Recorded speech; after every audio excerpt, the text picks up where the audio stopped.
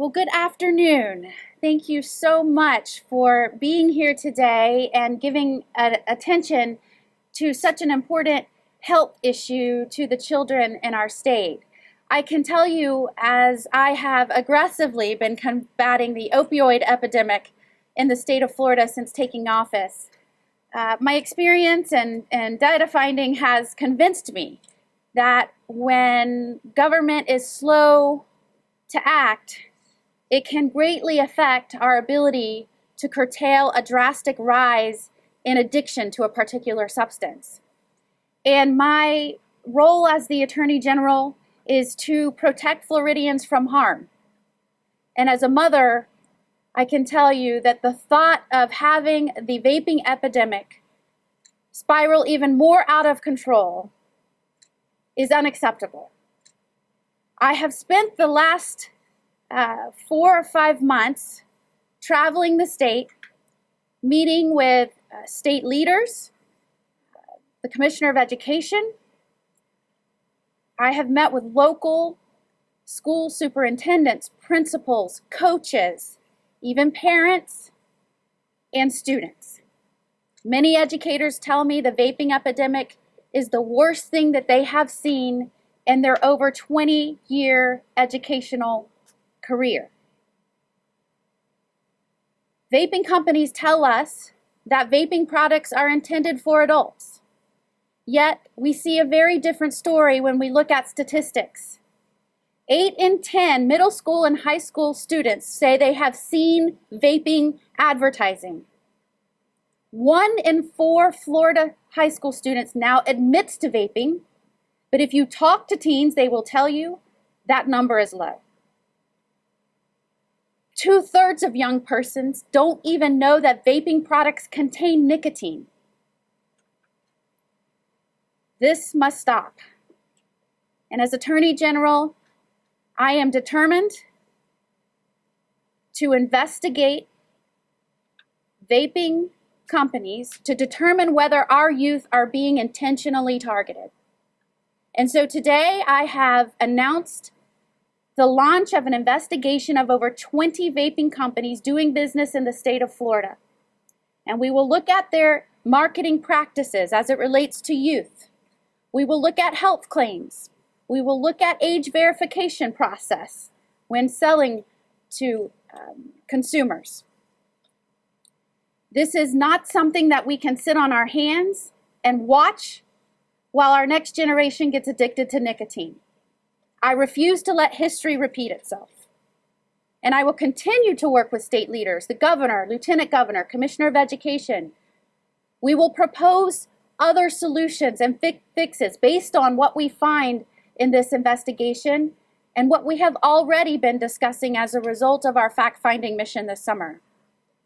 But today is an important announcement because companies that are selling products that can damage the developing brain need to be put on notice that our youth will be protected. As a mother and as the Attorney General, I will do everything in my power to make sure that the lives of our precious youth are protected. Thank you for being here, because without you, an investigation can launch, yet the practices can still go on. And what I need to convey to Floridians now, parents especially, while this investigation unfolds, please talk to your children. Let them know that vaping is not a harmless habit, that nicotine can dramatically affect the developing brain. And kids, teens, middle school students, if you know friends that are vaping, and based on the statistics, I know that you do, warn your friends. It is not worth becoming addicted to a substance that can harm you now and paying with an addiction for the rest of your life. And I will turn it over now to a very brave young lady, and I'm very proud to introduce her, Jade, who is the student body president here, who has undertaken some projects and tried to warn herself, others in her school, of vaping dangers. And she's going to talk with you a little bit now. Thank you so much, Attorney General. Throughout my 4 years at Oviedo High School, vaping has become more and more prominent among my peers and even recent graduates. Now that more research is known of the effects, students need to be taking it seriously, recognizing that vaping is not something to be taken lightly to fit in with their friends, but has serious health risks in the near future and throughout the longevity of their lives. We appreciate all Oviedo High Schools, Seminole County Public Schools, and the entire state of Florida's efforts in increasing awareness of vaping and the serious side effects it causes and the effect on teens. Here at Oviedo, we are outspoken on how vaping can damage a life. Specifically, we show an 8-minute documentary in our government and economic classes that bring attention to the life-threatening effects vaping has. Also, we have posters in every building that tie into the non-vaping campaign, skits on our morning announcements that bring attention and bring light to the effects that it can have on kids, and even a non-vaping course that kids can take that pull them away and make them retract from this addictive substance and pull them into a better life for them and a healthier life on a more permanent basis. I believe with these programs implemented in schools all across our state, that we can stop the growing addiction of teens to vaping. Thank you, and I would like to introduce our Dean of Students, Mr. Malin. Thank you, Jade. Thank you, Jade. Every summer, our superintendent, Dr. Walt Griffin, has a leadership conference for all administrators in Seminole County. This school year, this conference, he announced that all schools were to create an anti-vaping campaign. So myself, along with our principal, Dr. Trent Daniel, and our Oviedo High School administrative staff, decided to include an anti-vaping course to be part of the consequence for students found on campus either with a vape or in the process of vaping. This course is delivered in an online format, and it must be completed before the student is allowed to return to classes. In addition, we have posted, like Jade said, many posters around campus to educate our students. And at the end of the day, that is what we need. We need these students to understand that the dangers of vaping are real and it is an epidemic that we are facing. At this time, I'd like to introduce Sheriff Dennis Lima. Thank you so much for being here, and it is an absolute blessing and an honor. Attorney General Ashley Moody has really taken on some of the most difficult and complex social issues that we've ever faced in society. And her philosophy has always been to advocate for those most vulnerable population. And I think our elderly and our children remain at the top of that list, whether it's fighting and battling the opioid epidemic, human trafficking, or now focused on vaping. Florida is steadfast in our commitment to advocate for people who need our assistance the most. We've seen unprecedented use of vaping, not only in our schools, but in our communities. And we cannot sit idle and let this create an unprecedented addiction to nicotine. Every one of us know adults that have tried, sometimes, many times, unsuccessfully to break their addiction. Just last year in Seminole County schools, we found a middle schooler that had a nicotine addiction that had 20 empty cartridges in her backpack. And for those that are not aware, we're talking about 5% nicotine by volume, or each cartridge the equivalent to a pack of cigarettes. So what we need to do now in the investment that we make today will pay off for our community and not create a gateway into more damaging substances later on. I think it's also important to remember that doctors and people who study vaping don't know the long-term effects or harm of this. So having an Attorney General that speaks on behalf of our community and our citizens and the law enforcement community is such a blessing in the top cop position. And I'm glad that you're here. I'm glad that you're advocating for this, and I'm so blessed to be able to have the partnership with you on many of these initiatives. So with that, I'll turn it back over to our Attorney General. Well, thank you again for being here. When I've traveled this state, there has really been concern that our students just don't understand the true magnitude of health risks associated with vaping. And parents oftentimes don't even understand. When we went to some schools, we realized that parents were buying these for their children, not understanding the ramifications and the addictive nature because of the nicotine in vaping products. So at this time, I will take any questions that you might have for me or anyone else at the podium. Can you tell us what kind of penalties might these companies face? And do you have a time frame here to gather information about Yes, so we have sent over 20 companies that do business in Florida requests for information, and our investigation will proceed from there. We'll go where the facts take us. We certainly, based on our preliminary investigation, have an idea of where this will lead us in terms of ensuring that those that are playing fast and loose with the lives of our young people are held accountable. It is my duty as the Attorney General to ensure that consumers, especially youth, are not misled by advertising and that claims are accurate, and we intend to do that. Were these based on actual complaints? How were they to ID these actual complaints? Based on our preliminary investigation, and we looked at those that were doing business in Florida, I want to say 13 are based in Florida. Some heavily market and sell within Florida, and we did a preliminary review of those that we wanted to look more closely at and request information as it would pertain to potential violations of law. Some of the kids that do vaping, mixing those with marijuana. What are you tell us about that? So that's a very real concern. I can tell you we have seen around the nation both hospitalizations strictly from using vaping devices containing only nicotine and hospitalizations and potentially deaths from adulterated products. It does not change the fact that illnesses and hospitalizations from the sale of the product as intended for use have occurred. And so we are trying to prevent intentional targeting of minors through advertising.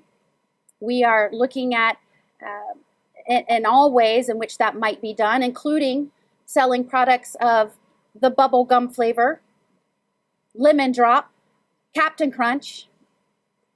And so, this will be a thorough investigation. It will take time. But what's important to remember, and why I'm here today, and why I believe parents, teachers, children, educators, school resource officers are here with me, is because we know that we have to do something now to make the public aware. We can't wait for Washington to get its act together. Florida has to act now. We have not seen as a dramatic rise to any addictive substance by our youth ever in recorded history as we have seen to e-cigarettes and vaping last year. So this is an urgent situation, one that I will work with all diligence to conclude, but it will take time as investigations do. Has the surge in illnesses and deaths from related to this kind of put the pedal down on this issue and kind of moved forward the crackdowns on vaping? When I became the Attorney General in the spring and started talking to people and listening to concerns of parents, it became obvious to me that we really had a problem. I never do anything rash. I wanted to make sure that I did my due diligence, so I spent a lot of time meeting with people over the summer. And unexpectedly, towards the end of the summer, we started seeing kind of the rash of hospitalizations. And I'm thinking finally a connection. The pulmonary illnesses might have been showing up, but we weren't connecting it specifically to vaping. But it wasn't until more recently, the end of the summer, that we started seeing that. I'm proud to say I have an office of really dedicated professionals that truly believe their mission is to protect Floridians. So we were kind of checking the boxes prior to learning about that. But certainly that only gives us confirmation that we're doing the right thing in launching this investigation. Two questions for you. You said you're going to send a request for information. Does this investigation have any sort of teeth behind it in case these companies simply choose not to participate? And the second question is, does your office plan to file a lawsuit like the state has done in similar issues against any of these companies? So I'll take your first question. Yes. So when we issue these requests for information, we do so with legal authority behind it. So if we don't get responses, we'll take all appropriate steps to make sure we get the information that we need to successfully complete this investigation. Upon learning more detail about what marketing practices these companies are using, how they're making representation pertaining to the health of the products, we'll then make the decision on what next steps to take. I will say I am fully aware and understand the claims that these vaping products may be healthier than traditional cigarettes. I don't think anyone wants to take that lightly, because if in fact the science bears out and that is true, that would be wonderful. My husband lost all 4 of his grandparents to smoking-related diseases. But what we're concerned with right now is making sure that our young people are not targeted, that the marketing reflects the true nature of these products, and that companies are acting responsibly when it comes to selling these products to ensure youth cannot get their hands on them. How do we regulate the vaping website? Because we know that's going on these websites. You have to be 18 to click the button, but they'll click the button anyway. How can we avoid that happening? That's a very astute question. So the age verification process that is on some of these websites is of particular interest to us, and we are requesting information and looking at what types of procedures the vaping companies are using online to verify age. Let me take this one real quick. Go ahead, sir. Slight quick turn, and there might be some other people that are interested in this too. There's even been new filings this week regarding this former professional guardian, Rebecca Fearley. I know you said that you've got an ongoing investigation with Medicaid. I think what we'd really like to know is what exactly is it are you looking into that you believe she may have done, even though that's not a complete case right now. Because maybe they want to ask questions about their own personal guardian for their family member right now. So what exactly is the type of thing in Medicaid fraud that you're looking into? Well, what I will say, and we won't comment since it is an active and ongoing investigation, further than to say it is, there are different departments within my office that are looking at this, that are cooperating and following this investigation where it leads. So not just Medicaid fraud. Correct. We'll take one more. If you do find out that these companies are doing something wrong, what's going to happen to these companies afterwards? Like, what kind of action is going to be taken to find out? Well, my primary concern is if there is actions being taken to target minors intentionally, that the conduct stops. As you will see in the statistics, 1 in 4 high school students now vape. It's unacceptable, understanding that how that will affect the development of these young people. So first and foremost, if we find actions that violate our laws and are misleading, we will seek to enjoin that conduct immediately. Second to that, obviously, we would seek penalties as appropriate. All right. Thanks so much. Thank you.